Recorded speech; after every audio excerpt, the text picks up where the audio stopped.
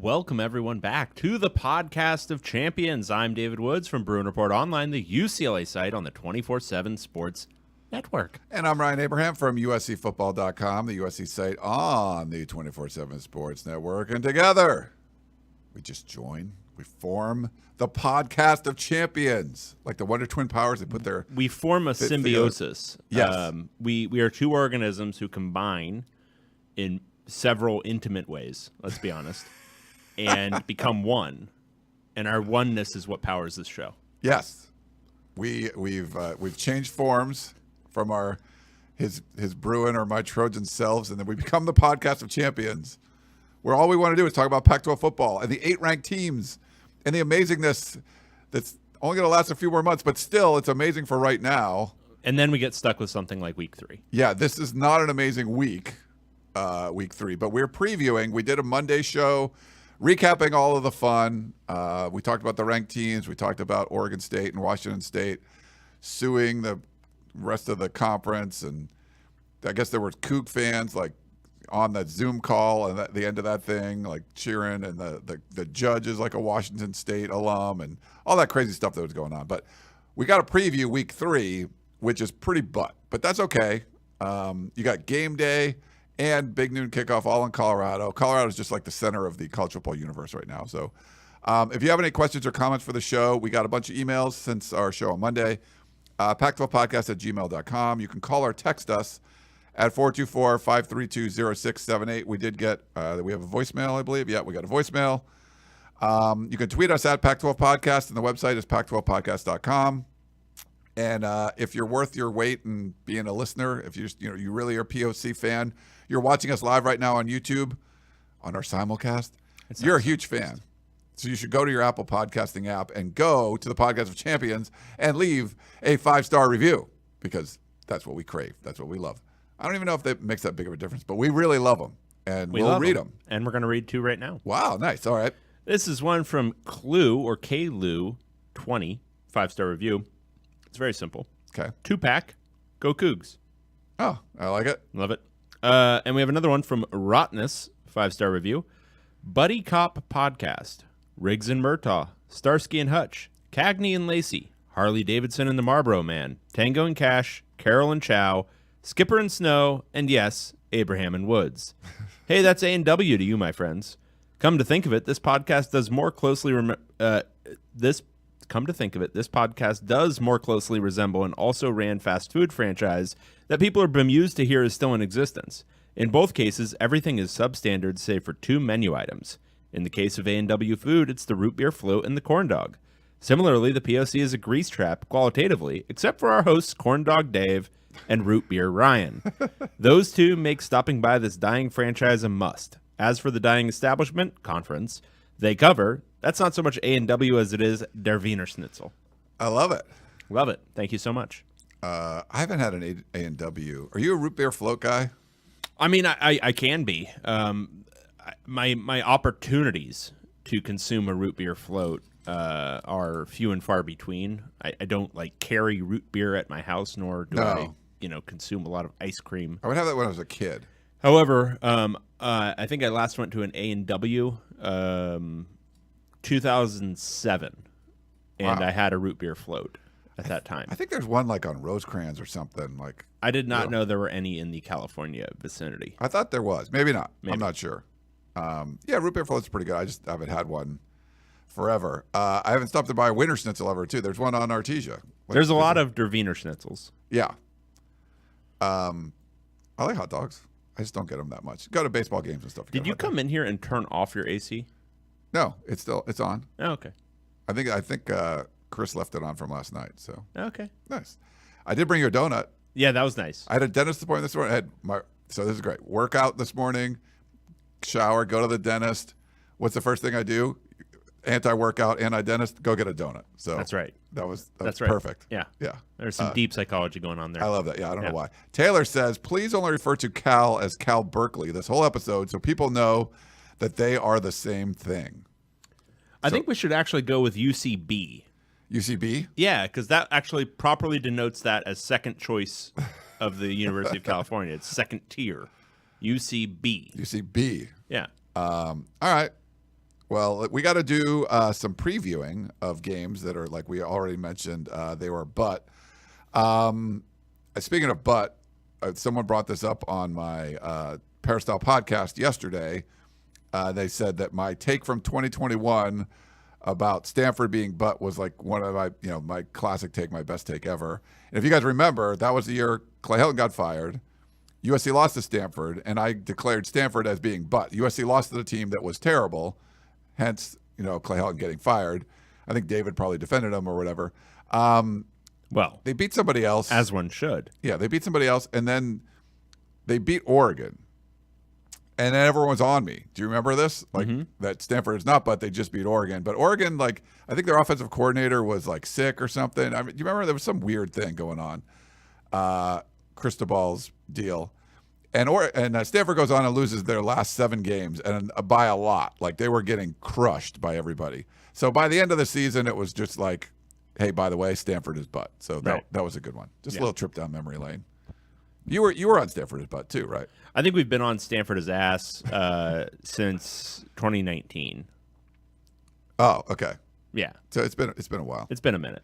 What's going on with this Calamoni stuff? Oh, man, I don't know, man. You don't know? So the regents are having a meeting. It's a closed meeting. Nobody coming really up, knows. Right? I don't know if it already happened. Who cares? It'll be to determine whether or not to go forward with the idea of potentially charging UCLA some undetermined amount of money annually to pay off Cal for bad decisions that Cal has made over the last 25 years. There's no understanding yet of whether it'll be the low end, the high end, or no money whatsoever. My guess, Wilner's guess, other people's guess is that it will be something. But what that amount ends up being is anyone's guess at this point. I thought it was kind of a joke in the beginning that it was to be a one-time payment. It is still a joke. And I think if it's on the higher end, UCLA will attempt to fight it in whatever manner you can fight essentially the same organism that you are. It's like our symbiotic relationship, right? Where we form one through many intimate connections. Yes. Many orifices and that. That's how UCLA and Cal are connected. You really like that donut, I guess. Oh, yeah, baby. They are connected through many different intimate connections. And so how do you fight off when you're that connected? But they will attempt to, I'm sure, if the amount is too egregious. I just don't know what form that'll take. Gotcha. Okay. Yeah, I like I said, I thought it wasn't really real. And then it's oh, wow, this is actually...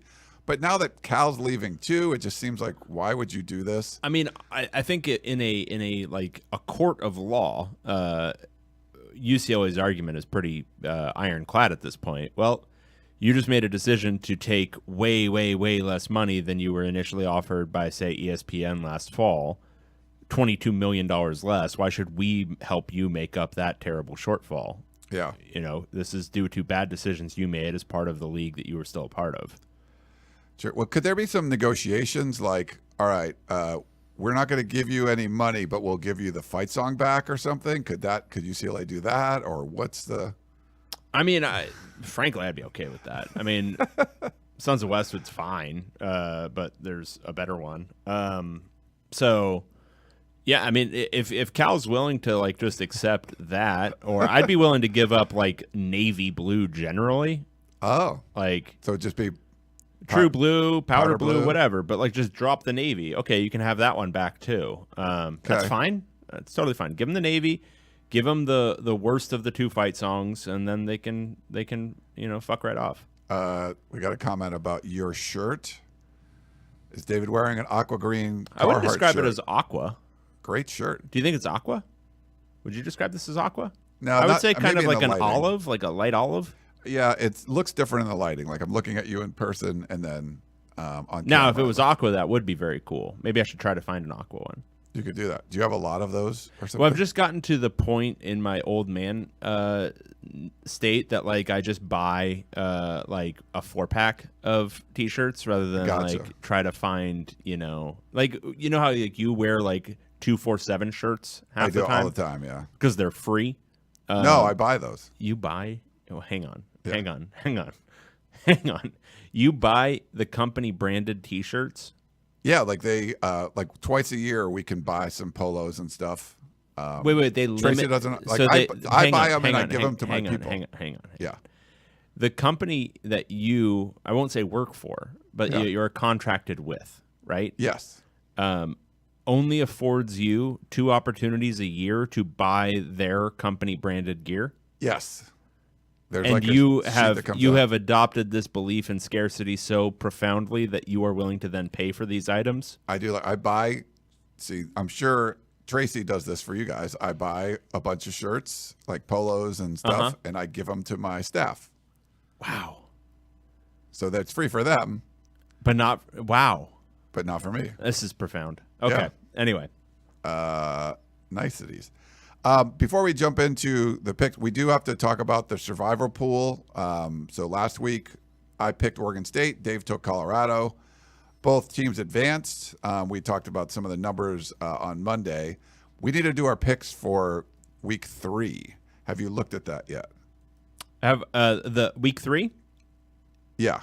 Oh, you mean our survivor pool? Survivor, yeah. No. So vamp for a second, and then I'll make my pick. So I think I'm going to go because, like, if you're trying to win it all, at some point you got to pick Arizona State because they don't look that good. I'm not picking them against Fresno. And then I think you got to try to get Stanford, who I just said is butt sometimes. This is the week to get Stanford with Sacramento State, so I think I'm going to just pick Stanford this week. A little risky. Troy Taylor's former team. God, I don't know if I can do that. Nice. I mean, you got a lot of, Utah's playing an FCS school. Washington State's playing Northern Colorado. I mean, I can't go Utah at this point because I'm going to need them for later, right? Yeah. But SacSt State is the 4th best FCS program right now, according to Bill Connolly's numbers. Okay. That's a little bit too high. Yeah. So what did I go week 1? I think Wazoo. What did I? No, Arizona State. I went Arizona State week 1 against Southern Utah. Yeah, no, it's very close. Very good pick. I think I'm going to go Arizona. Okay. Against UTEP. UTEP, I think, is pretty terrible, and Arizona's got the spread's big, right? 18. Yeah. Yeah, but I'm going to go Arizona. Okay. Against the TEP. Is there a line on the Stanford game or no? Just because it's FCS. I couldn't find one. I'm sure there actually is one. Yeah. Because it is not going to be a huge number. It shouldn't be a huge number, but I'll go with Stanford this one. It was smart. Literally, the Arizona State one, week 1 is good because they don't look as good now. Like that might be like a late. I'm probably not gonna be able to pick them for a while because they're gonna have all these Pac-12 games. But we'll see. Maybe they'll get better. I think a lot of people are going to make the Stanford mistake this week, and then they will be out of the pool. All right. We'll see. Go Miners. Go UTEP. No, I'm going to probably pick Arizona in that one anyway. Okay, so why don't we do this? Let's do our week 3 picks. This probably won't take very long because there's a lot of FCS schools that just stink, and we're not going to do them. So first up, morning game, we've got Utah Utes. We do Weber State every year, but they're Wildcats. So, yeah. Weber State. So, first of all, just as a side note about the schedule, there's no games until 11 a.m. So, not only is it a bad week, it's a bad, very condensed week. So, even if you had interest in watching multiple games, it's going to be hard to do so. Weber State traveling to the Utes. This is an 11 a.m.er on the Pac-12 network. There's no line on this game. Weber State, sort of like Sacramento State, is a very good FCS. Weber State is the 5th ranked FCS in Bill Connolly's rankings. They have a good offense, pretty good defense. I would take Utah minus, call it 35, 40. Wow. Yeah, so That's anyway, Utah's going to blow them out. Yeah, Utah should blow them out. I mean, it's one of those things, though, where we've seen Kyle Whittingham not sort of like extend those leads beyond what was necessary to win the game. I'd probably go up to like minus 24. After that, I might be thinking about it because Weber State's not a terrible FCS school. But do you think we see any of the injured players coming back. We haven't seen Keefe yet, right? We haven't seen Cam Rising. Yeah, I mean, I think if you were going to have any of those guys available for UCLA, you would want to get them back for this game. Yeah. Right? You would want to get them some reps, some live game reps, so that they're not just shaking off the rust for UCLA. So if I'm a Utah fan, the way I would be looking at it is if they're not back this week, I wouldn't anticipate them being back next week because it would just be – well, I wouldn't anticipate them being fully back, like ready to start and, play, for Cam Rising's playing 3/4 of impact football. That would be difficult in your first game back against a decent opponent. That's why, this is sort of a big week because if they don't come back, then it's like, okay, well, when are you coming back in the conference season? Is it, are you talking bye week? Like what? I mean, it might be something like that. So yeah, I think they have to go kind of all ahead go with Nate Johnson right now if Cam Rising's not available and just see if you can get him ready to play. He doesn't need to be spectacular, but just play competent football, run kind of zone read actions correctly, take advantage of your legs, and just make, safe throws and see if you can be kind of a ball control offense. Yeah, we'll see. Big Bob says Utah's out-of-conference schedule was sneakily pretty ass. No, I mean, they played. I mean, if they don't, they were not because they played 2 Power Fives and then. Yes, it's an FCS, but it's one of the very best FCSs. Yeah. So I would say this is actually, on balance for the rest of the Pac-12, probably one of the 4 or 5 best schedules. Amy, our resident Utah fan, says Bernard is out for the season. We need to get healthy players. Yeah. Is Bernard out? Did I miss that? You must have. Did you? Give me some details on that, David. You want details on Bernard's injury? It was 5 days ago that he was out for the season. Listed as out the season. Okay. I missed it. Yeah, you missed it. I should do like a Pac-12 podcast. I could stay up on top of these things. You really should. It was an off-the-field injury sustained early in the week. Oh, okay. Yeah, so that might be why you missed it. Because that wasn't a game thing, right? He got benched. Yeah, no, it was not a game thing. It was off the field, and I still don't think they've given any details. So some sort of scooter accident seems like the common occurrence with most athletes these days. Yeah. EVS says about the the out of conference being asked. It says, shouldn't you guys agree? You had them at number 8 in your rankings. I made it very clear. Our rankings are meaningless too. 1, and then 2. That was punishment for Kyle Whittingham being a dumbass, a beautiful genius dumbass with his quarterback decisions. Nice. Okay. So Utes are going to roll. Next up, we've got Oregon State Beavers. San Diego State Aztecs. Dun, dun, dun, dun. Again, it's a sling. I don't want to do human sacrifice. Okay. 12:30 p.m. on FS1. San Diego State, who we just saw last week against UCLA at home, get just blasted. Who picked that one? Points. I can't remember. Did I pick? I think I You're did. talking about last week? Yes. Last week's hard. Last week's dead. Last week's gone. San Diego State traveling to Corvallis to take on the number 16 in the AP's mind, but number 1 in our hearts, Oregon State Beavers. Oregon State is a 24.5-point favorite over the Aztecs. I got on this when it was Oregon State minus 22. I'm not saying I'm a genius, just saying I am. San Diego State's bad in specific ways. Their defense is okay. Their offense is terrible. UCLA, I think, showed the kind of formula for dealing with San Diego State, which I think Oregon State is more than capable of executing, which is just load up against the run and hope their quarterback continues to play like he's been playing. And with that, I think Oregon State's going to be able to run the ball. I think they're going to be able to throw the ball. I think they win this by, 40. Yeah. So, give me Oregon State. I'm with you on this one, Oregon State. And we saw UCLA essentially cover a spread like this on the road, going up to Corvallis, not really in the best mental state after getting throttled by UCLA, which David didn't pick. I like the Beavs here quite a bit. So I'll go with that. Quick, Greg over at Pac-12 sends us out some fun facts and different research. Forgot to mention the Utah one, and then I'll mention the Oregon State one. So 29 straight non-conference home wins is now the second longest active non-conference home win streak in FBS for Utah. So pretty good. They win those games at home. And then for Oregon State, they have 6 consecutive wins dating back to last season. It is their longest winning streak for the Beavs since 2013, which was also 6 straight. They're looking for their first 7-game win streak since winning their last 7 games of the 2000 season with current head coach Jonathan Smith at quarterback. Pretty cool about the Beavs. Cool. Oregon State should absolutely roll. And this is also one of like maybe 2 watchable games on Saturday. Yeah, so this one's FS1. Definitely watch it. 12:30, so it's nice. You could like get a little action. And I do mean literally watchable. So just to give everyone a preview, 7 of the 11 games are on the Pac-12 network. 1 is on Peacock. 2 are on FS1, and 1 is on ESPN.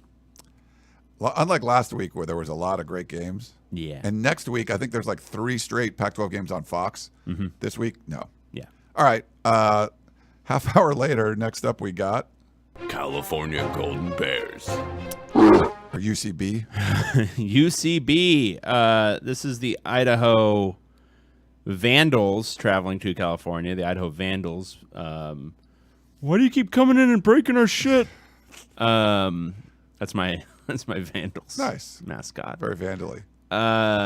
1 p.m. on the Pac-12 network. Idaho traveling to Berkeley. Let's see. Where is Idaho? Are they in the FCS these days? I think so. You never know. They they are.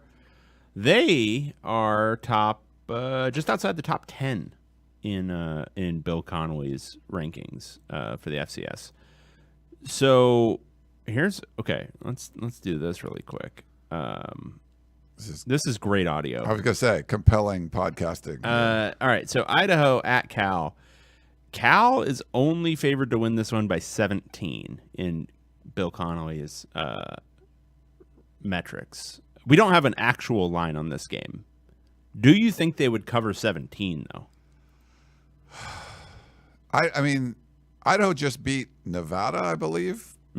I think I would take the 17 points if we were betting this. I probably would too. I think Cal might be a little bit demoralized after last week. I still think Cal's, I don't know. I think they're better still. I don't know. Special teams was crap. Maybe they come in with like kind of angry and they blow them out by. Anyway, they're not going to lose. Unlike maybe their Bay Area counterpart, Cal's going to win. All right. I mean, I could have picked Cal this week too, I guess, but. Ooh, that might have been a better pick. Should I switch? Yeah, I already submitted mine. Oh, I haven't submitted mine. I'll switch to Cal. I'm going to switch to Cal too. Hey, Matthew, if you're listening, my second pick is the right one. Okay. Yeah, we're going Cal. I like this. We'll both go Cal. Yeah. This is great podcasting. No, I think good. we're doing a good job of making everyone think we prepare. I don't know. It seems good to me. Yeah. Pac-12 network game. I mean, how many dozens of people are going to watch this? Oh gosh, I would say there'll be 1.5 dozen. Over under 1.5 dozen. 18 people. You joke and stuff. I think there's a lot of great people that work at the Pac-12 network. I mean, imagine wherever your company is like there's an hourglass. It's like Dorothy and the Wicked Witch of the West, like turning the hourglass over. Like, this is all the time you got left. Like, what are you doing with that time? Everyone's looking for jobs. Just keeping to have 7 games on Pac-12 networks and producing them and all that stuff. Like, how hard is it going to be to keep this going as the season rolls on, or basketball season? Like, people might stick around for football season, but people are just going to leave. But like it's one thing to be like part of a dying company or whatever, and you're having to still do your job. But to have to do your job when the job consists of building hype for Weber State, Utah, Idaho, Cal, Northern Colorado, Wazoo, NC Central, UCLA, Hawaii, Oregon, SacSt, Stanford, and UTEP, Arizona. Like, that's the slate of games. You're going to work your ass off on Saturday for truly one of the most disgusting slates of football I've ever seen in my life. Yeah. TD for UCLA says Stanford is a no-brainer this week for survival pool, and who else will they beat? Yeah, I mean, I get it, but there's but they might not beat them. Yeah. It's kind of the it's almost like you want to just save them for the end and maybe then hope for the best against Cal. Yeah, it could be something like that. All right. Let's see. Next up, we've got it's actually a decent one. Washington Huskies. The Michigan State Spartans. We are Sparta. I can't really do it. I can't do the Gerard Butler thing. You know? Oh, that's all right. Yeah, it's a tough one. 2 p.m. Peacock. I mean, I guess I could try, but I wouldn't be able to sell it. You know? I mean, it's up to you. No, I'm okay. Okay. 2 p.m. on the Peacock Network, Peacock app. The Peacock. I really want to watch this game, but Number I don't 8, have Washington. Peacock. Nobody has Peacock. Yeah. Number 8, Washington traveling to East Lansing to take on Michigan State. Now, with significantly less masturbatory head coaches. Michigan State suspended without pay head coach Mel Tucker for masturbating on a phone call. I think there was more. I mean, there's like a Title IX investigation. Yeah, there's a lot going on there. I'm just trying to he did hit. do I'm just that. trying to hit the lead note. He did admit to that. He admitted, how are you not just fired immediately? Yeah. Don't masturbate on kids out there. With someone that the athletic department's If you hired. are in a romantic relationship with somebody, nobody needs to see behind closed doors. If you want to masturbate on a phone call when you guys are far away from each other, that's fine. Whatever. Do whatever you got to do. If you are not, do not masturbate on any phone calls. Okay? I think it's fair. Seems very simple, right? Yeah.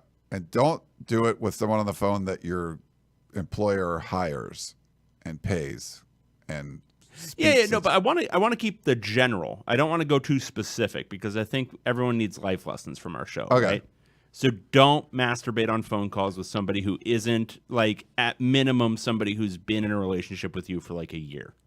I like that. That's Okay. You got to save that for Just- later. Yeah, no masturbating on phone calls, no masturbating on Zoom calls, no masturbating when you are connected telephonically with anybody who is not, again, somebody you've been in a relationship with for over a year. Telephonically. I love it. Yeah, just no. And this is hard. Everyone's got this difficulty, right? When do I masturbate? Do I masturbate right now?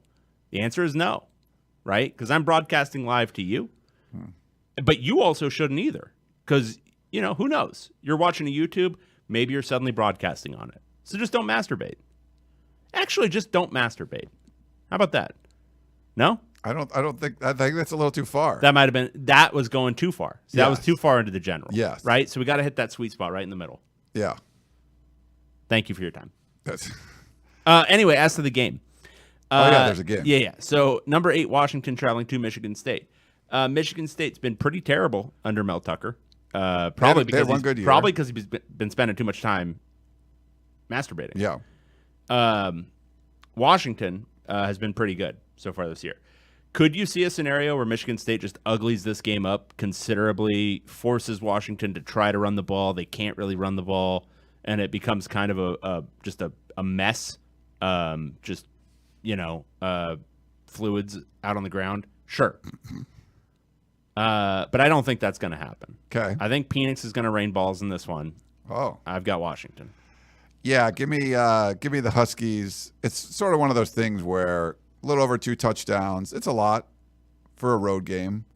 I do like the way Washington's playing. I mean, but they're a top 10 team, and I feel like, to me, I had them as the second best team in the Pac-12, sort of where the AP poll has Washington. We'll see if that continues, but they've been, impressive so far. Not a big fan of them not covering against Tulsa, but whatever. I'll give them a little break. I feel like I can go on the road, score a lot of points. These are 18 to 22-year-old kids who just lost their leader, like they're the guy that runs everything in their lives, that told them anything he said to the people that their teammates, to their coaches above them, to anyone in the building. His word was rule, and that guy is now gone. The instability something like that can cause in a locker room is tremendous to me, and I just feel like this is not going to be I don't think they're going to come out and play an especially great game. Is there a chance that they sort of rally, the circle the wagons Have a thing? tribute of sorts to him? Yes. I think that's a possibility, but I think it's more probable that you're going to see a disjointed mess in East Lansing, and Washington just sort of is the beneficiary and rolls all over him. Wouldn't be the first disjointed mess. So Dave and I, we're agreeing on everything so far. Not that there's many games to pick this week because most of them are terrible. Like this one, we've got Washington State Cougars. They are taking on the Northern Colorado Bears. Bear. I love how you said Northern Colorado, because I don't know what there are. Bears. Yeah, I got that. I can do Bears. I got that one. I can do Bears. Like platypus crap. 2 p.m. on the Pac-12 network. The Northern Colorado Bears will take on, in Pullman, the number 23 Washington State Cougars. So let's see. Let's just take a look at what we've got here with the Northern Colorado friends. Wait, what the hell? Come on, Bill. Where's your stuff? This is great stuff. Oh, wow. That's a terrible FCS. So they're not good. They're among the worst FCSs. They're like down there with like Robert Morris and some guy named Lamar. Marist, which I only thought was a high school in Atlanta, is down there too. Anyway, Northern Colorado, very bad. Washington State, very good. They're going to roll. Going to crush them. There'll be ashes at the soles of their feet. I would agree with you. They do this. Save the Lord of Hosts. So we can't pick this game, but obviously they're just going to win by 1 million, which is fine. They look more competent. It'll be fun to just see sort of what Cam Ward does. They just throwing the ball down the field more. Before we go on, though, David, I got some breaking news. Jay says Washington lost to Arizona State last year, the week after Herm got canned. So that's something to think about. Yeah. But I'm not thinking too strongly about it. But no. But they are the team that people can take their frustrations out on. Yeah, I guess there was a little bit of that. Oh, I forgot our fun facts, too. So let me go back and do those. Oh, boy. Cal. Their 3 fumble recoveries versus Auburn were the most in a game since having 3 against Weber State back in 2017. Pretty good. Washington, winners of 12 straight games when leading at half, the longest active streak in the Pac-12. Last Huskies loss when they were leading at halftime was in 2021 versus Arizona State. Man, those Sun Devils just have their number. And then for the Cougs, 61 combined takeaways since the start of 2020. Second most in the Pac-12 in that time period. USC is first with 67. Okay. It's a little fun facts for you there. I think that's everybody that we had. Okay, next up we've got UCLA Bruins. Another 2 p.m.er on the Pac-12 network. I don't know how you're going to split your resources, your time between Northern Colorado, Washington State, and NC Central. Yeah, it's the weird. Eagles. You have like back-to-back you have double headers on the Pac-12 network, and there's games going on the exact same time for both of them. Yeah. The NC Central Eagles, that's a caw! That's not an eagle, but it's the only bird noise I can make. Okay. Traveling to the Rose Bowl to take on number 24 UCLA. There is no line on this game. NC Central is a quality FCS. They are right there as one of the best HBCUs. Okay. Right there with Jackson State. Probably won't be competitive. Their quarterback's pretty good. Davius Richard, NC Central's quarterback. He's a fringe NFL prospect. Thought of as kind of a free agent level right now. Maybe a good season propels him into the back half of the draft. But he's pretty good. They've got a pretty good running back. Their defense is pretty solid, returns a bunch. UCLA should win by like 35, but wouldn't be surprising if they, if it's one of those weird ones that's like 7-7, almost done with the first quarter, and then UCLA rolls them. Like, one of those. Yeah. If you start slow against a quality FCS, they can, make it look semi-competitive for a brief stretch. But that's what I would expect. Something like win it 45-10. All right. I like that one. By the way, we got like 90 people watching us live on YouTube. Thank you. But only like 30 likes. Do they need me to do the PSA again? Because I will. If they're No, did anyone miss it? People were loving your PSA. Did anyone miss it? They would give them PSA on hitting the like button. Tell them about that. Yeah, hit the like button. Yeah. And if you want any more advice on when or when not to masturbate on a phone call, just feel free. I will record independent videos. I will record just brief things, answering your questions here on our YouTube channel. You can, tweet him at David Woods. Yeah. Fun fact for UCLA, I think this is a typo. Is there a guy named Dane Moore on UCLA's team? Dante Moore. Mm-hmm. Among FBS true freshman quarterbacks, second in pass yardage, 433, first in passing touchdowns with 5, and third in completions with 24. So he's right up there with true freshman FBS quarterbacks. Tremendous. Up near the top. Thank you for these facts. Great. They do a great job over there at the Pac-12 with some of these. So I want to, share them. All right. Next up, we got Oregon Ducks. This is a rare. Can I get an alarm or something? Like, you got anything like that? Like sirens? I don't think so. Damn. This is a rare FBS game Ferocious. between two FBS opponents. Fringe. 5 p.m. on the Pac-12 network. The Hawaii Warriors. At number 13, Oregon. Oregon is currently a 37.5-point favorite. And normally, I would say that's too many points. However, I have now watched Hawaii play a football game and seen them almost try to lose to Albany. Oregon at home is also a slightly different beast, I would imagine, than Oregon on the road. The last time we saw them play an overmatched opponent at home, it was Portland State in the opener, and they won by 74 points. Ooh. I don't think they're going to put up 81 against Hawaii, but I wouldn't put 60 past them. Yeah. So give me Oregon. I think they will win this. I think it'll be something very similar to what USC did last week to Stanford. Something like that. Yeah. So mid-30s. I'm good with that. I'll take the Ducks as well. I think it's a different thing at home. They're lucky to cover last week. They were, they made Scott Van Pelt's bad beat segment, which is pretty funny, with that pick six at the very end of the game. So yeah, I like Hawaii. Doesn't look good at all. They're going to be on the road. I mean, they lost to Vanderbilt on the road. I think they struggled with Albany. They lost to freaking Stanford at home. I think Oregon can win by 42 or something like that. So yeah, I will take the Ducks, who have 31 straight non-conference home wins, which is the longest active non-conference home win streak in FBS. Wow. So they've 31 non-conference home wins. So pretty cool for the Ducks. Thank you for these facts. Trying to help out. All right. The aforementioned Stanford Cardinal. Sac State, they're the Hornets, right? I don't know. Yeah, they are. This is 5 p.m. on the Pac-12 network. The Sacramento State Hornets.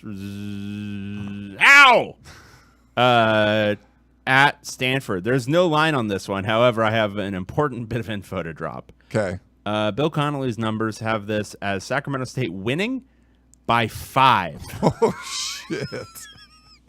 So I'm glad we switched. Well, at least I switched my pick to Cal. Yeah. Sac State is one of the very best FCS programs, thanks in large part to Troy Taylor. Oh, put his picture up. Yeah. They are 2-0 on the young season. They have the second best offense in the FCS. Pretty good defense as well. I'm taking Sac State. What the hell? Let's do it. Let's live. Wow. Sac State to win, baby. I like it. I kind of think Stanford's going to pull this out. I think they will. Should we count this one or no? No, we can't. There's no we line. can't. There's no line. Yeah. Because we're trying to keep it just all. Well, and it might be that Sacramento State is favored. I don't know. Yeah, like if there is a line to find. All right, let me see if I can find one. Hang on, you keep talking for a second. I'm gonna see if I can find one. All right, I'll give you guys the Stanford fun fact, which doesn't seem what could be fun about it, but okay. Stanford is the only FBS team since the start of 2022 that has not You want to make a guess? They're the only team that hasn't missed a field goal. Ooh, Cardi Party, baby. 22 of 22. Dude, they do not publish FCS lines nearly as well as they need to. Yeah. I need this game. This is like a degenerate kind of thing. Yeah, but I need this one. Why do you need it? I just want it. Oh, yeah. Anyway, yeah, we can't find a line on it, so we can't bet it. Okay. So we'll see what happens with the Pac-12 network. I mean, this is going to be alarm bells going off. Do I have any kind of alarm thing?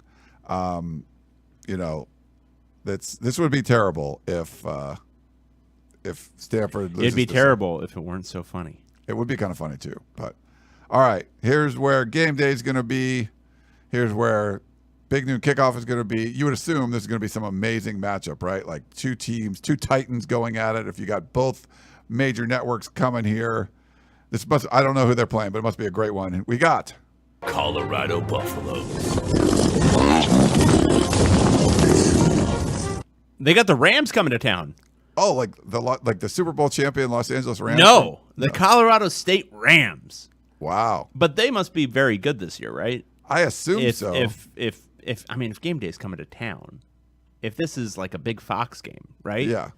It's not even Big Noon Kickoff game. They're just doing Big Noon Kickoff from there. We'll keep the streak alive, They're right? doing like an Illinois game or something. Right. So it's got to be Colorado State. Oh, wait. Colorado State lost to Washington State by 25 in the opener? Uh-oh. Are they not good? They must not Are they bad? Should they not have done this? Colorado State also lost to SacSt State at the beginning of last year, just by 31 points. Last year? Yeah, I'm just throwing out facts right now. Okay. I don't have that fun fact, but Not a good program. They're the Rams. okay. Does that play? Sure. Does that work? Way to screw up my microphone. Thanks. Yeah, but does it work? Yeah. Does that work as a Ram? We're gonna go with it. Okay. So this one opened, and I caught it at opening too, because I'm becoming a degenerate here in my old age. Colorado minus 21, which I found insane. Almost as insane as the minus 3 against Nebraska. It's now Colorado minus 23.5. Two things. Okay. One, Colorado has maybe gotten a little bit lucky in the way these games have played out to cover the way they have. That said, Colorado State is so bad that I'm not sure how this is set at 23.5. I think what's happening with Colorado is they've been so bad for so long, and they were so bad in the estimations of all these analytic systems coming into the year that it's going to take probably half the season before the lines all correct, because so much of the lines, if you follow along close enough, so much of it is based on the analytic systems, your SP plus, various, metrics and all that kind of stuff. They all pretty closely follow along the lines, or the lines pretty closely follow them, because they've all found that they're pretty predictive, right? Sure. So this one is pretty closely following what the SP plus has it at, which is about a 20-point game. They've added 3 points, thinking that compensates for, whatever unfair anchoring is still tied to Colorado from previous years. But it's not enough. Like, this should be 28 points, 31 points, somewhere in that range. Like what you have for a good opponent beating up on one of the absolute dregs of the FBS at home. Because that's what this game is. So unless it's a very disappointing game, I've got to take Colorado. Yeah, I'm going to agree with you there. I'll take Colorado. Here's part of the reason. Thanks to Big Bob for sending us this quote. I sat down with ESPN today, took my hat off, and I took my glasses off, and I said, when I talk to grown-ups, I take my hat and my glasses off. That's what my mother taught me. Oh, shit. I would take Colorado now minus 38. You didn't see that this morning? No. Yeah. Oh, my God. He's giving bad offensive coordinators for Carl Durrell's UCLA teams a really bad name right now. Yeah. This is the Colorado State head Jim coach. Sabota would never. No. Tom Cable might, but Jim Sabota would never. Yeah. So if you don't know that. That was a deep cut for you UCLA people out there. Right. Jay Norvell is the head coach at Colorado State. So basically poking the bear unnecessarily. Deion doesn't seem like that's something he would, a guy that tells you about his receipts from a tweet you might have sent that you thought that Colorado was going to be okay, and he remembers that. he's not going to forget this a couple days before the game. So, yeah, Just, Lawrence says Buffs by 50. Yeah, you're 3 touchdown dogs, and you're talking shit. Yeah, come on, man. More than 3 touchdown dogs. Yeah, so this is not going to help. So, give it that one. Colorado's fun fact: Shedeur Sanders, 903 passing yards through 2 games, are the most in any 2-game stretch by a Buff in program history. So no quarterback's ever done that at Colorado. Averaged 451.5 yards through 2 games. Very cool. Pretty cool there. Yeah. Okay. Let's see. Our next one, let's go to Arizona State Sun Devils. All right. The Fresno State Bulldogs. You really don't Again, like it's those because dogs. it's a fucked up animal. Can't really eat. It's been bred into, like, basically not even, like, they're not even breedable. Like, you have to, like, extract semen from one, put it in an egg for another. Like, they can't even connect symbiotically. Like, orifices and things they cannot connect. No. Disgusting creatures. God bless them. Fresno State Bulldogs traveling to Arizona State. This is 7:30 p.m. Another FBS on FBS game. I didn't know we were allowed those anymore. On FS1, Fresno State last week, they attempted to lose to Eastern Washington. Now, if you remember, Eastern Washington is an FCS program, but historically they were pretty good, right? Are they pretty good this year, Ryan? I don't know. The answer is no. Okay. No, they are not. And Fresno State tried to lose to them. They only won by 3. Okay. Now, here's the thing. We also know that ASU attempted to lose to an FCS, and their FCS was similarly situated. And a haboob. Yeah. Southern Utah also not a good FCS this year. So these are 2 very similar teams. Much like Oklahoma State versus ASU last week, I get the distinct impression these are 2 bad teams going to face off against each other. But which one of them is coached by Jeff Tedford? Can you remind me? That's Fresno State. Oh, okay. And which one of them is coached by the one who, like, probably listened to Dashboard Confessional a lot, but definitely still listens to Train? Kenny Dillingham. Right. Denny Killingham. Denny Killingham. I got to go with Jeff Tedford here. Yeah, I'm doing the same. Ted Jefford. So we're laying the 3 points. Yeah. Oh, sorry. I got to give lines. Arizona State's a 3-point dog. So taking Fresno State to win by more than 3. Right. So we're taking Fresno State, laying the 3 on the road in Tempe. But I do like the way this Fresno State team is coached. I think they're just going to be the better team coming into this one. We also have a fun fact for you. Not from, this is Fresno State one, from Big Bob. Fun fact alert. Fresno State has the 2nd longest winning streak in the FBS behind Georgia. That's trouble for Denny Killingham. So I think they're going to ride that streak. And I'm going to take Fresno to cover the spread here. And then if you want to know the Arizona State fun fact, they have not lost consecutive non-conference home games since 2008. So are they going to do that for the first time since 2008? Both David and I think so, but we'll see. Okay, and then one last one. We've got Arizona Wildcats. The UTEP Miners fire in the hole! Taking on Arizona. 8 p.m. Pac-12 Network. Arizona's an 18-point favorite over UTEP. UTEP lost to Jackson State. Barely beat Incarnate Word. Is it Jackson State coached by Coach Prime? Not anymore. Oh.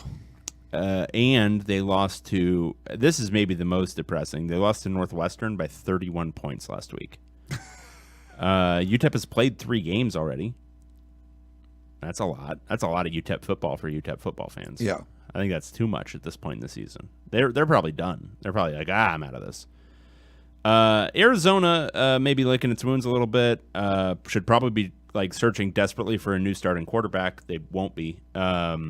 But even still, UTEP looks a special kind of terrible. So give me Arizona minus 18. Yeah, it kind of sucks. We're picking all the same games. But yeah, There's only like 6 to pick from, though. I think 5. Right? We have there's 1, 2, 3, 4, 6. Okay, 6 games to pick from. Counting's hard, I know. Yeah. UTEP is god awful. This isn't UTSA. Like people are like UTSA, they were pretty good. Like no, UTEP is bad.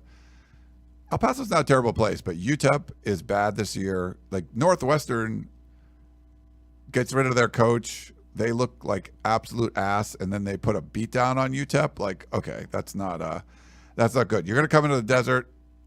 Delora had the horrible 20 turnover game. He's probably not going to do that this week. He'll probably throw for like 5 touchdowns and 450 yards. Don't count him out. I mean, he could.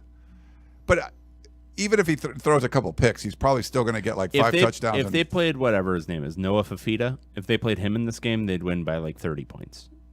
With Jaden Delora, you never know. Like, could they win it by 50 with him? Yes. Could they lose it? Also, potentially. Yeah. So we have 6 picks. We agreed on all of them, which is a little concerning. But I would say you feel pretty strongly about a lot of these. And this is the weird thing. Can happen. But this is the weird thing about this week is that while there's no like, oh, that's an auto, they're definitely going to cover that, like Colorado, Nebraska last week, or what was the other one that was like? I think. It was the Cal Auburn one where I thought they were going to win and they should have, but they still covered. They were getting like 6.5. Yeah, like those two were like, oh yeah, tons of money there. UCLA, tons of money. This week doesn't have that because the lines are so big, but I still think there's a ton of value with Oregon State and Colorado especially. Yeah. Real quick, fun fact for Arizona. Since the start of last season, the Wildcats are averaging 318.1 passing yards per game, 3rd best amongst major conference teams. So they throw the ball. So I feel like Delore's going to throw for like 450, 4 or 5 touchdowns, maybe a couple picks, but they'll score a ton and kind of get the demolishing thing going. All right, so why don't we do this? We'll take a quick break and we'll come back and answer some of your questions back in a minute.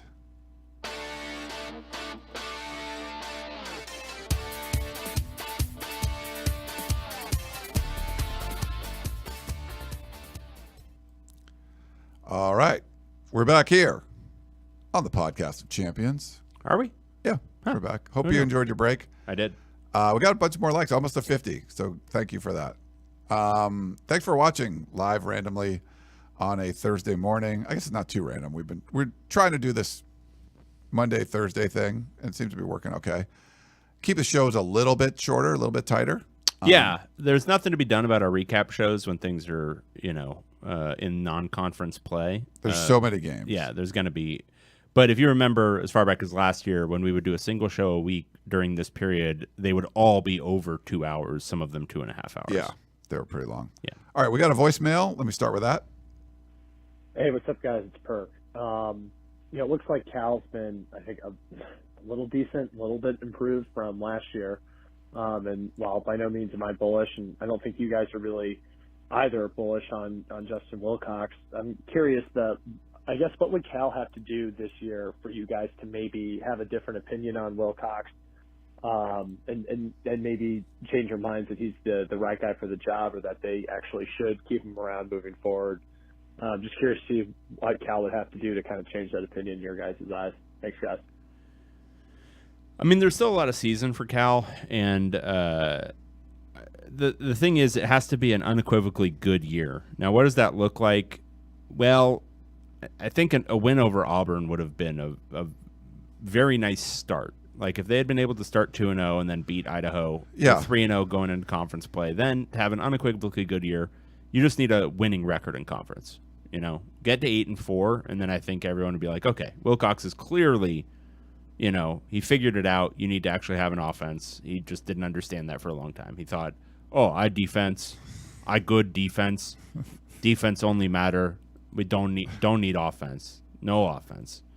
But then he realized, yes, need offense, and went and got Jake Spavital back into the Berkeley fold, and maybe that works out. It didn't against Auburn, but that was a very strange game. They should have scored again about 16 more points. So looking at the schedule, they have at Washington, that's a loss. They've got Arizona State at home, that could be a win. Yep. Oregon State at home, that's a loss. Yeah. At Utah, that's a loss. USC at home, probably a loss. At Oregon, that's a loss. So they can't be successful. Justin Wilcox should be fired. Yeah, I don't. It's good. The schedule's going to be tough. This would have been a big one. I think the Auburn game, that you sort of blew the opportunity. Like you're not, and maybe you get another one. But if you beat Auburn and maybe you get some kind of like, opportunity at the end of like the Oregon State game or something, wherever you win one of those games that we all are thinking are going to be a loss, it could be potentially a successful season. Even if it's not even a bowl game. But I think losing that winnable Auburn game puts you in a big hole. Yeah. But he has figured out offense, and it's half the game is on that side, more than half, and you gotta. It's not just defense, and not just like a mediocre defense either. Right. Like you actually do have to play offense. You have to offense. Kevin says you guys made me $100 last week with your picks, so taking another chance. All right, yeah, we did good. I mean, we were both 7-3 against the spread, so if you bet with us, you made some money. Yep. Depending on how many units you bet. I think the first email is from Frank, 95 million reasons. Mel Tucker wouldn't be getting tossed aside so quickly if he had won 11 games each year since Michigan State hired him. The real issue, is that Michigan State threw $95 million at him after one good season, and the team has been bad since, from Frank. We actually already did read that one. Did we read that? Oh, I'm sorry. Okay. And we also read Colt. Oh, we did? Yeah. So we are on to Andy. Okay. Hello. When it comes to...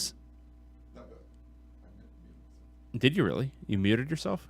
So the point of muting myself is so I can clear my throat. Yeah, but it sounded sounded bizarre in while here. David can just keep reading. Can somebody tell me... David stops reading, and so clearing my... the whole muting... Why don't I get a mute button? What if I need to make disgusting noises with my mouth? You could do that. No, just keep it on, and then we'll cut it on a loop. Yeah. Was that good for everyone? Did they like it? Yeah. This is from Andy, you disgusting man. That was like the Mel Tucker of podcasting right there. You're the one that stopped. You have to keep going as I clear my throat. I hit mute for a reason. Don't tell me I have to keep going. Yeah. All right. When it comes to Civil War knowledge, it would seem that Dave is at least half knowledgeable. Yeah. With that being said, I'm taking a trip to the D.C. area next month and will be staying near Leesburg, Frederick, and Antietam. Can either of you recommend a comprehensive Civil War book that would help me appreciate the history of that area during my stay? What's a good comprehensive one? I think Battle Cry of Freedom is pretty good. The book by James McPherson. It's a. I got one over here. Let me find. It's a really good history that also it's written in such a way that it's very readable. You're not reading a ton of documents from the time. You're reading a lot of paraphrasing of the documents. That's way better. Yeah. So I would say that's a good one. I would say if you're looking for fictionalized nonfiction, which is very readable, the Michael Shara, Jeff Shara series, where it's Gods and Generals, Killer Angels, and Last Full Measure. Those are good. I think you get, having some knowledge of the history. I think it's very in line with the actual history. It's obviously based on a lot of firsthand accounts, and he just, builds it like it's a narrative. So it's from the perspective of this guy or that. And father-son who did it. Michael Shara did the Killer Angels, which is about the Gettysburg campaign. And then Jeff Shara, his son, did everything leading up to the Gettysburg campaign and then everything after the Gettysburg campaign. A lot of it from Joshua Lawrence Chamberlain's perspective, who was the famous second day at Gettysburg, led the 20th Maine off of Little Round Top. That helped to break the Confederate advance on the southern flank of Cemetery Ridge. Yeah, I know my history. Civil War. Anyway, that would be a couple of good things to read. You can also read Some of the presidential stuff, Team of Rivals about Abraham Lincoln is really good. Doesn't really get into the military stuff as much, but it's very good about Lincoln and about kind of the management of the war from that perspective. The Grant history by what's his face. I recommended it on the show a while ago. Oh, I have the book there. That's very good as well. I forget who the author is. And that one does get into the campaigns, but not necessarily the Eastern Front during the period that you're looking for, because that was more Western Front. All right. Colt wrote in. Hang on, we still have more for this frigging question. Oh, Jesus. People are saying, why are we talking You're so history rude. during the season? Honestly, you're so rude. Okay. Dave. I'll look for that grandpa. Why is the U capitalized, or why is it the only capitalized letter on the cursive UCLA logo? It looks cool, I think. Yeah. So it wasn't when they developed that logo, it was pre-minimalism where everyone decided everything needed to be lowercase all the time. Cursive script, the only way to do it is capital letter then lowercase, if you're still maintaining some sort of decorum with a capital letter. There are pedants who are like, well, no, it's an abbreviation. It's got to be UCLA. It shouldn't all be connected. That's like the New York Times. They do that all the time. But you don't need to do that. It's whatever. UCLA, all one word. It's actually contributed to UCLA's branding internationally. There are a ton of international people who know it as UCLA because it's got that cursive script, and it's like, oh, that's really cool. I like the way that looks. It's got a nice flow to it. Don't think too hard about it, all right? But it's very cool. And it was, I think the main thing is it was pre-minimalism where everyone decided everything needed to be lowercase all the time. Gotcha. It was before that when they developed the logo. Okay. And then Ryan and Dave, would you rather be able to teleport once a day, one way, to any location, or be able to teleport an item to you from anywhere up to once a day? Warmest regards, Andy. Okay, so what is it? We could Either you can teleport yourself once a day to anywhere you want, or teleport an item to you once a day from anywhere. No, I would teleport myself. No question about it. I don't even know how this would be right. You need to the second one would be I am the laziest person in the entire world and I want food delivered to me immediately. Yeah. All the time. But just imagine, you know what? I really want to check out Bora Bora and just go and stay for a couple of days and teleport back. Yeah, that would be amazing. So that's the clear winner on that one. Colt wrote in, hey, Ryan and David, as someone who was just laid off, I'm sorry to hear that, and had to go through the interview process, I wonder how our about-to-be unemployed commissioner, George Kliavkoff, would try to spin his tenure at the Pac-12 as a positive in a potential interview. I would love to see both of you give your best impressions of him telling an interviewer how he crushed his role as commissioner. Thanks from Colt. And his P.S. This podcast was definitely something to look forward to. After going through mornings answering bullshit questions about greatest strengths, weaknesses, and how to help a company grow. Keep up the great work. Oh, thanks, Colt, and hope you find something soon. So, George, how do you feel you succeeded as the Pac-12 commissioner? Well, I increased in efficiencies. I streamlined the process. I brought it down from a far-flung group of 12 down to a very, very tight-knit group of 2 that was able to accomplish so much in such a short amount of time. I like it. You like it? Yeah, I do. Those 2 teams are undefeated to start the year, showing exactly how efficient I can make this league. All right. So I'm George, and I was asked what kind of challenges were at your last job. Well, I took over a tough situation. Leadership before I got there wasn't the best. The good thing when I arrived, there was a lot of low-hanging fruit. Fixed a lot of problems, a lot of things. It was very popular. It was good. Then I realized that the situation was so bad, untenable. There was just no way to keep it going. So I thought to myself, what's the best way we can go out of this? So we don't want to just end it. We want to go out with a bang. We want a real mic drop moment. So what we did was we pumped a lot of this. We had a lot of debt, so added some more, pumped a lot into the NIL coffers of all the schools. 10 of the quarterbacks for the conference are transfers from other places. We brought them all in and decided we're going to major league this mother. We're just going to go all out and win the whole damn thing. So we said we're going to like only have one more year, and we'll put all our resources into that 1 year and just go right out on top. And damn, my plan came to fruition. We went out on top and walked away, and I'm very proud of the job I did with the Pac-12. I love it. Beautiful. Something like that. I don't know. Gorgeous. Nice. All right. He has got a PS in there. Oh, PS. I read the PS. Oh, good God. Yeah, dummy. I'll fight you. Did you go to this? Is your name Ryan? Join us at our upcoming Ryan Rave, Fred in Sarasota. I looked at it. There's like a flyer that's like, it just says Ryan all over it, and it doesn't tell you like where it is, or so it's some kind of like pop-up party or something, but it's all Ryans. It says something like no Bryans, only Ryans. You should go to it. All right, I'll read the next one. I don't know where it is. Like, you should go to it. You have to be like in the know of what the. Go to it. A few questions. Okay. It's from Hugh Janus. Hi, guys. It's your old buddy Hugh Janus here. 5 quick questions for you. 1, what is your favorite burger joint in LA? Fast food type or otherwise?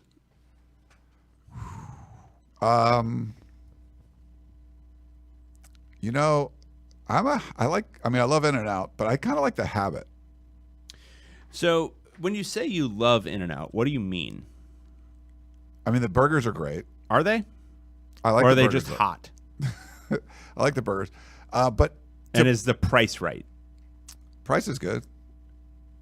I mean, but like, are they really good? I think the burgers are really good. They're fine. The fries aren't good. They're fine. They're a step up from like McDonald's, from Burger King, from Carl's Jr. Sure. Yeah. The habit is clearly a superior burger. Like, if price is not an object, it's not like people talk about In-N-Out like it's a religious experience, and it's like it's a pretty good burger that like it's very cheap for what it is. Yeah. But like the habit's better. Five Guys is better. I like Five Guys too. Yeah. Five Guys is too expensive. Like some of the ones are too expensive. Well, they're just, but that's again, you're talking about like a function analysis of like where does the price meet quality and all that kind of stuff, and it's like, well, if we're just talking about the best burger, In-N-Out is not in that conversation. Something that's kind of LA's, if you're not an LA person, like it's kind of a burger city. Like there's a lot of good burger places. I mean, like Tommy's, like with the chili on it, like those are really good. I just never get that anymore. But the little local charbroiler places, like those are great. Like I don't see those in a lot of places, but they have a lot of them in Southern California. Yeah. So you get a burger at a place like that. There's one called Rod's or whatever on Artesia I go to. It's freaking great. I go in there like twice a month. Yeah, there's like a million good burger places. It's a real shame what they did to Umami Burger. It's disgusting now. Like it's not good. That was like the fancy. Yeah, and they destroyed it. I haven't been. They had. I one in haven't been. Hermosa. I went like 2 years ago, and I'm like, oh, this is nowhere near what it used to be, and never went again. Did you like the Counter when they were around? Like, Yeah, the Counter was good. I thought they were pretty good. They were like hugely popular, and then I think they went away or something. Yeah. I don't know. It was kind of like I mean, the burgers were fine. It was kind of like the experience of like doing the custom. Like you could pick whatever you want for a burger, but then everyone started to do something like that. So, you don't really need it anymore. It's funny. You think of like New York, like pizza, like burgers. I think in LA are kind of like that. Like there's just a lot of burger joints and like donut ones too. There was a documentary I saw on the plane called like Donut King. It always comes back to donuts with you. The Donut King, and it was like a Cambodian guy who created this empire. We probably talked about this on the show before. He worked for like Winchell's and like learned their methods, and then opened donut shops, and then brought in a bunch of like people from Cambodia. I believe it was Cambodia, and opened a whole bunch of donut shops, and then he like lost it all. He went on affairs, all this kind of crazy stuff was going on. But he created this huge donut empire. And yeah, there's a lot of donut shops in LA, and I think that's part of the reason too. Yeah. But anyway, yeah, there we go. 2, who do you think will end up as the most natural rival in the Big Ten for both UCLA and USC, other than each other, of course? I see it as Michigan for UCLA and Ohio State for USC. I mean, I could see it. I mean, it might be tough for Michigan because you got Michigan State. Yeah. Like Ohio State doesn't really, they have Michigan. They don't really have a secondary. Yeah, I can see it being like Nebraska for UCLA, actually. That could be, yeah, like because Nebraska's sort of new and they want to try to figure out who they're. Yeah. 3, when Dion leaves Colorado, does the program revert back to irrelevance? Depends on when he leaves. So here's the thing with Colorado. If Dion stays there for like, here's the thing, and I said this the other day, but the sky is actually the limit for what he can do there, because he hasn't shown any ability. I mean, there's been no drop off in his recruiting ability, no matter what level he is, and the attention he's getting at Colorado now. It's hard to imagine him not continuing to recruit at an extremely high level. And if he can recruit at an extremely high level at Colorado, then there's no limitation on their ability to compete for, bigger prizes. We'll say it. Yeah. So if that's the case, and he stays there for whatever 8 to 10 years of winning at a pretty high level, then maybe he sets it up for the next guy to do a pretty damn good job. He changes the structure of the program. He changes the status of the program. All those different things can follow from that. I don't think. I mean, there are certain structural aspects of a program that like you can't change and yada yada yada. But I think if we learned anything from the model of Oregon, success can beget success even beyond coaching hierarchy. If beyond like a single coach being some transformative figure. If you've got a Deion Sanders and say he builds up a booster base that helps him to fund NIL, and then that booster base continues beyond the point at which he is the head coach anymore, well, then that could continue. Yeah. At least at some level. I mean, maybe it won't be as high a level because I do think Deion Sanders is going to be some sort of transformative figure.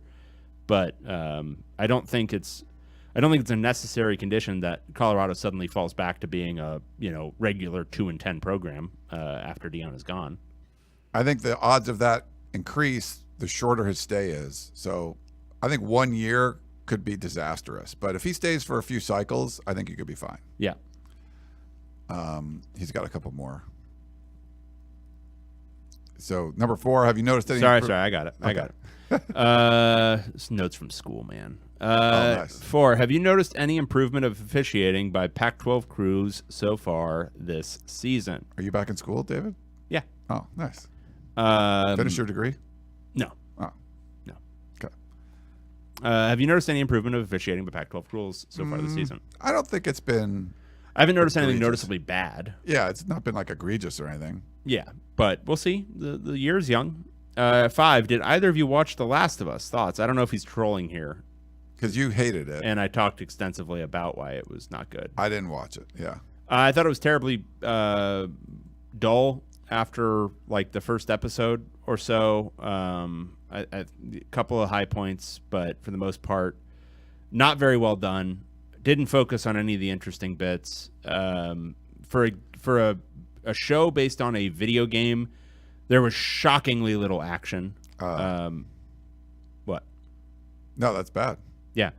And just I'm really just like knocking you off. well, it's like a story where it's about a journey. It's about going from one place to the next, and they like just fast forward off camera like thousands of miles of this journey, like this growth between this two people, and we go away from these two. Like it's an 8-episode show, and we go away from these two people for essentially 3 episodes. The first one, which was fine, you're setting up the story, but then we also go away from them for 2 other stories. One, a vignette that has nothing to do with either of these 2 characters. The other one, a vignette in a mall that only features one of these characters. So it's a story about the relationship growing between this father figure and this daughter figure, but we only see them really for 5 episodes. And Gotcha. that's not enough time to build anything. Yeah, I haven't seen it. So I think it was cashing in on a lot of people having already played the game, and having like a real built-in familiarity and understanding of the game and the story, and then expecting those people to be the only ones watching the show. Gotcha. All right. Frack in Sacramento says the future is bright.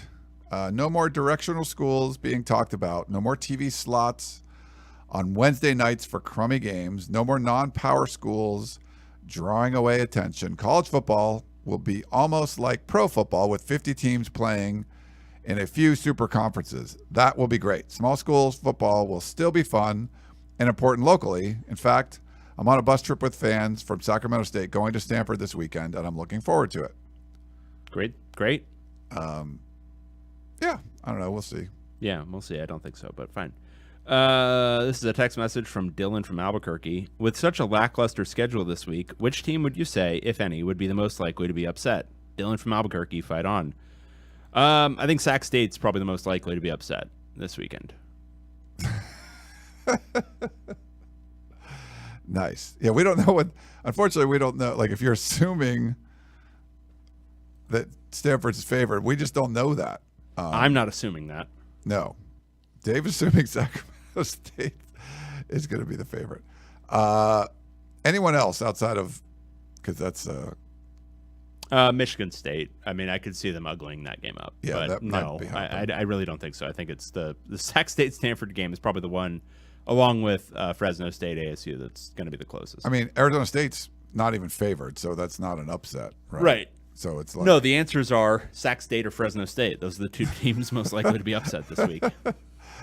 All right. We do have Rusty says Cal is losing this weekend. I wouldn't think that would be the case, but we do have a few questions in the chat. First up from Amy, why are your backgrounds opposite from the hosts? It's been annoying. You mean one's blue and one's red? Oh, maybe. I don't know. But that's the Coliseum behind me. This is just our studio. Here, I'll show you. If you guys are watching, this is what the studio looks like. So there's a window behind me, and that's basically a big curtain, but it's a backdrop for someone sitting in this host seat, and then where Dave is sitting is where we normally do our shows, and there's like a bigger background, and there'll be two chairs. So we do a number of different shows here. David just mooches off of it. So, yeah, if that's fair enough, right? Carrying this on my shoulders. This is from Sager. Is that how you say it? Sager. Sager. Dave, how do you think UCLA can increase their average attendance from, how do you think they can increase their average attendance from 3,700 to 4,000 by season's end? Probably a lot of giveaways. Okay. Like give money. Give away money? Yeah. Like I think if you gave everyone $100 to attend the game, you'd get a lot of people attending the game. They'll have home game this weekend, but it's a bad team. Yeah. Yeah. It's So it probably won't be that. Not going to be well attended. Yeah, like I don't like that they announce like paid attendance or whatever, like tickets sold.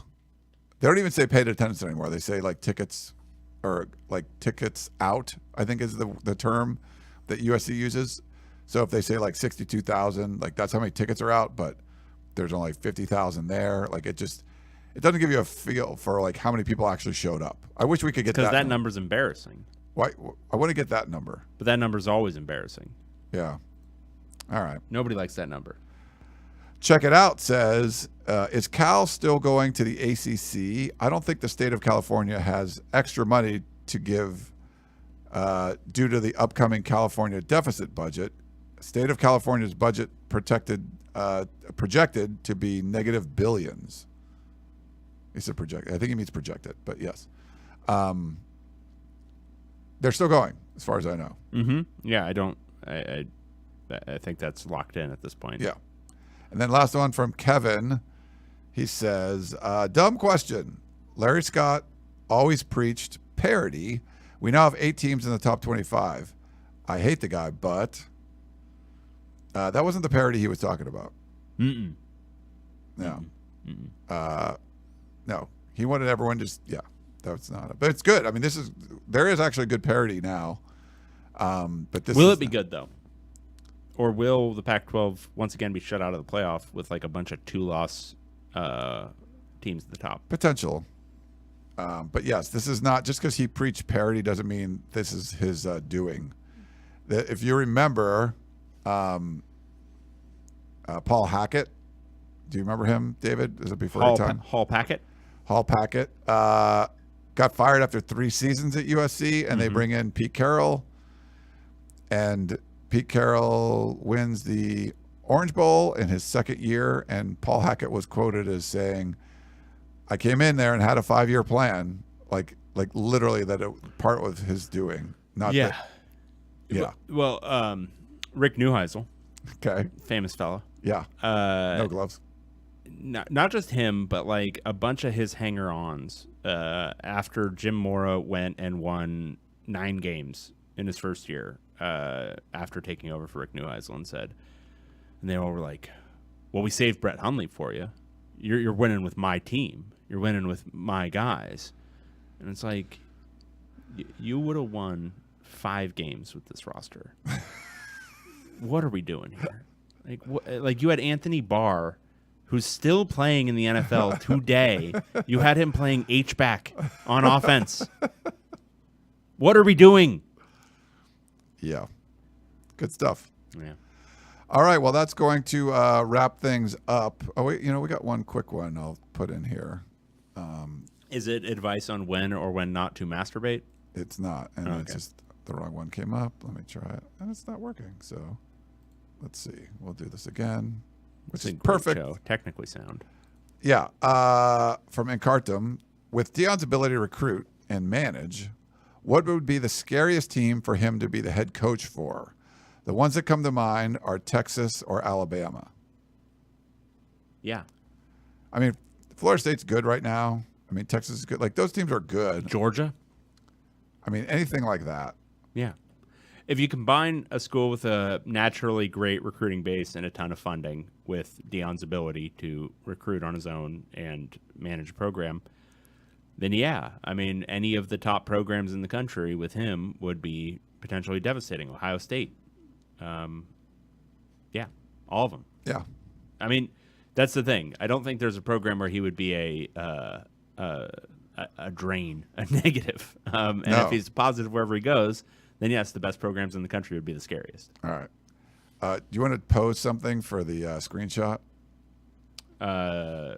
Should I do like a motion of You could something like do that? Like, don't do this. No. Don't do Don't, it. don't move, though, because it's hard to get a screenshot if you're Why is it hard? Because you got to get a See what- screenshot. That he started it there. Nice. Yeah. Should I put a Penix shot up? Yeah, yeah. Yeah. Well, everybody, hope you guys enjoyed the show, and we will talk But not to too much. we will talk to you next time. Bye.